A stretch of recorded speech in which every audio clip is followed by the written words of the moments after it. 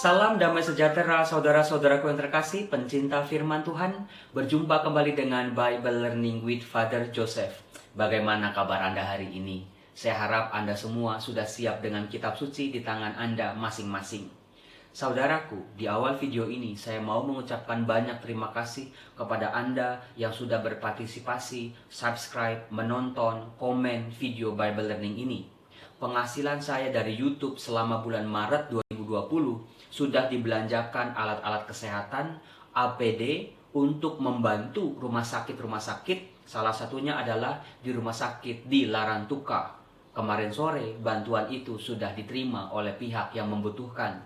Semoga hidup kita, hidup Anda semakin menjadi berkat buat semua orang. Saudara-saudaraku, di masa-masa sulit karena wabah virus corona, banyak orang dari berbagai macam kalangan sudah mulai merasakan kesulitan hidup. Selain mereka bertanya, sampai kapan wabah ini selesai? Tetapi mereka juga mulai merasakan kesulitan. Bagaimana untuk membayar kos-kosan dan kontrakan? Bagaimana membayar anak-anak sekolah? Dan lain sebagainya. Sementara penghasilan mereka tergerus bahkan sampai di titik nol.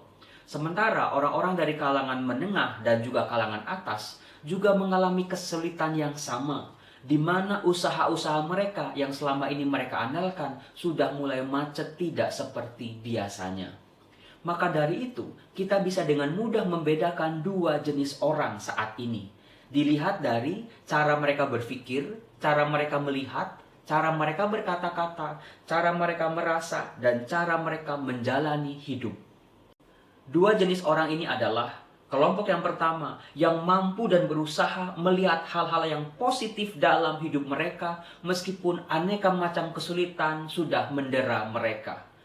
Mana yang masih bisa disyukuri, mana yang bisa dijalani dengan penuh rasa terima kasih. Sementara kelompok yang kedua adalah mereka yang hanya berfokus pada hal-hal yang negatif dalam hidup mereka. Kesulitan, kekurangan, kesedihan, kekecewaan. Sehingga energi mereka habis untuk meratap dan menangis. Tidak ada lagi energi untuk mencari jalan keluar. Saudara-saudara, dalam hidup ini hanya orang-orang yang mampu berpikir positif yang bisa bertahan dalam situasi sulit seperti ini. Nah, dalam kitab suci saudaraku, ada sebuah kisah di mana tampak jelas sekali dua kelompok orang ini. Yang mana yang melihat hidupnya dengan kacamata positif, yang mana yang melihat hidupnya dengan kacamata negatif. Kisah itu bisa kita temukan dalam salah satu ajaran Yesus tentang perumpamaan di Lukas bab 15 ayat 11 sampai 32. Sebuah perumpamaan yang sudah sangat terkenal, yaitu perumpamaan anak yang hilang. Dikatakan begini, Yesus bercerita perumpamaan kepada orang banyak.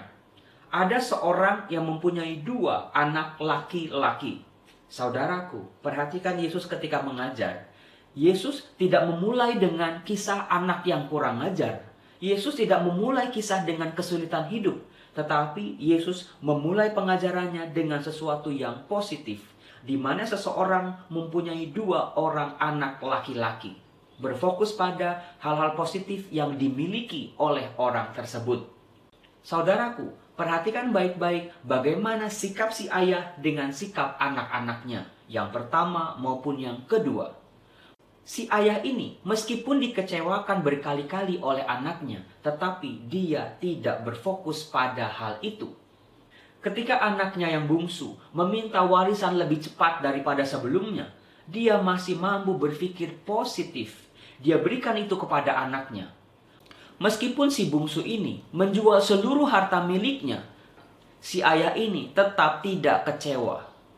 Dan yang paling parah, setelah si anak bungsu ini pergi meninggalkan ayahnya, membawa seluruh harta warisan yang dia miliki, kisah perumpamaan ini tidak menonjolkan kekecewaan, kemarahan dari si ayah. Lihat, Tuhan Yesus kacamatanya positif. Si tokoh ayah dalam perumpamaan ini juga berpikir positif. Si anak bungsu mengira bahwa dia bisa hidup terlepas dari ayahnya dengan harta kekayaan yang dia miliki. Tetapi saudara-saudara, ternyata garis hidupnya berkata lain. Terjadilah kelaparan di negeri yang dia tinggali. sehingga seluruh hartanya habis dan dia jatuh miskin. Sampai diceritakan dia bekerja di peternakan babi. Tidak ada orang yang memberi dia makan. Hidupnya hancur, bahkan hampir mati kelaparan. Nah, di sini kita bisa belajar saudara-saudara, dalam keterpurukan hidup, ketika hidup kita hancur binasa, kita sudah menjauh dari Allah, kita diajak untuk kembali kepada Allah. Si bungsu ini yang sudah salah dalam memandang hidup, dia diajak untuk berpikir positif. Dalam kisah perumpamaan ini, Yesus berkata, si bungsu menyadari keadaannya, lalu katanya, betapa banyaknya orang upahan Bapakku yang berlimpah-limpah makanannya. Lihat saudara-saudara bagaimana Yesus menceritakan perumpamaan ini. Dalam keterpurukan, dalam kehancuran si bungsu, pertobatan si bungsu diawali dengan pemikiran yang positif. Dia ingat kembali orang-orang upahan di rumah bapaknya yang berlimpah makanannya. Pikiran positif inilah yang menggiring dia untuk kembali kepada bapaknya. Tetapi saudara-saudara, proses transformasi pertobatan si bungsu ini ternyata belum selesai. Dia belum mengenali betapa bapaknya sungguh sangat baik. Betapa bapaknya sangat mengasihi dia. Dia masih berpikir, alangkah baiknya aku kembali ke rumah bapakku dan mau menjadi budak di rumah bapaknya. Saudara-saudara, inilah salah satu bukti si bungsu ini masih berpikiran negatif. Ketika si bungsu hampir sampai di rumahnya, bapaknya melihat dia. Kita lihat saudara-saudara, betapa bapak ini berpikir secara positif. Yang dia lihat adalah anaknya yang hilang kini kembali. Anaknya yang mati kini hidup lagi. Anaknya yang sudah menjauh darinya kini kembali. Dia tidak dikuasai oleh pikiran-pikiran negatif, oleh kemarahannya, oleh kekecewaannya, oleh kesedihannya. Dia langsung berlari, dia mendapati anak itu, dan dia memeluknya. Saudara-saudara, itulah figur yang mau berfokus pada hal yang positif. Meskipun si bungsu ini mau menjadi budak di rumah ayahnya, tetapi saudara-saudara, ayahnya menularkan hal-hal positif ke dalam anaknya yang bungsu ini. Caranya adalah dipulihkan keadaannya.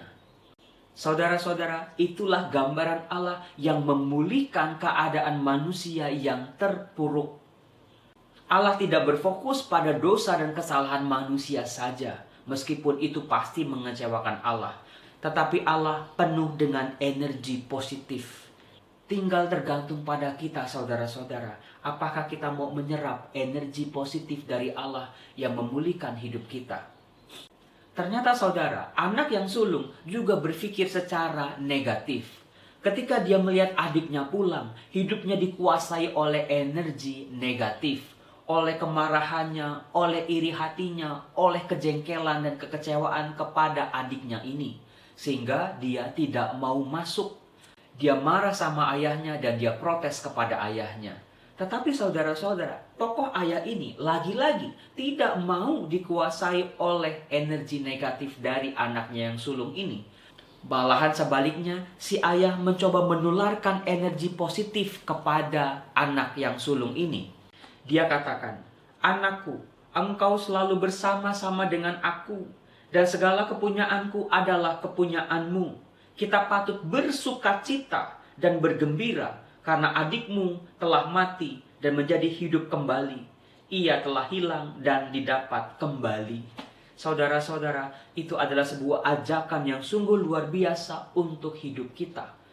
Meskipun saat ini hidup kita dikelilingi oleh banyak hal negatif yang membuat kita sedih, kecewa, marah, bingung, dan takut. Tetapi seraplah energi positif yang kita sebut dengan rahmat dari Allah. Berpikirlah secara positif, fokus pada berkat-berkat yang masih ada, yang masih kita miliki. Disitulah awal bagaimana Allah akan memulihkan hidup kita.